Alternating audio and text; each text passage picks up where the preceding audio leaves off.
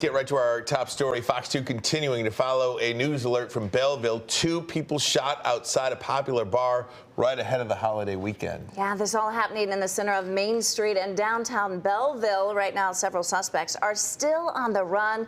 Fox 2's Robin Murdoch is live. Robin? Good morning, Amy and Ryan. Yeah, right now, police are still investigating this shooting, and they are still trying to track down the suspects involved in this. And we are talking about 3 suspects that are currently on the run at this hour. As you can imagine, this was just a very busy night for officers here in Belleville who dealt with both a double shooting and a police chase at the same time. And I'm in utter shock right now, as we've never had anything like this, and it's just a small town and people are friendly, and I'm taken back a little bit. Those were the first words out of Ken Lasky's mouth when he learned about the double shooting in downtown Belleville that shut down the main drag for roughly 9 hours overnight. Gunshots rarely ring out here, and police chases hardly ever happen.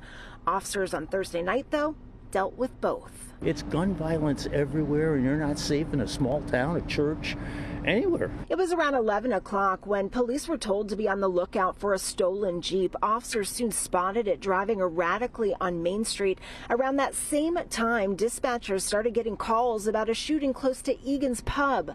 The suspect vehicle, that stolen Jeep. I heard several gunshots, at least like 15 at least, and then like 30 seconds later I heard another round of gunshots again.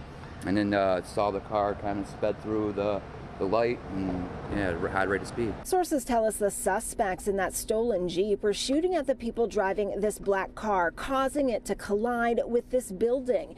You can see the car's riddled with bullet holes. The male victim at last check was in critical condition after being hit by the gunfire. The woman with him remains in stable condition. I just hope the people are okay, and I hope they get whoever did this and they pay for what they've done. Hold them accountable. Police did pursue the stolen Jeep, which eventually crashed near the intersection of Burton and Carlisle in Inkster. That is where the 3 suspects inside took off running. We are told 2 of them were obviously armed at the time. Police also recovered an AR-15. They got to make examples of them. They really, it's getting to the point where they get a slap on the wrist and they're out. Can't happen. And this is a live look right now at where the victim's car crashed. This is the building that it did collide with late last night. Now, while we were out here this morning, we did count over 30 evidence markers at this scene. And as you know, evidence markers are often used to count or keep track of shell casing. So that could give you an indication as to how many shots were fired out here late last night. Now, police have not released a motive as of yet. And of course, if you know anything about those 3 suspects that are currently on the run, give investigators a call right away. We are live in Belleville. I'm Robin Murdoch for Fox 2 News.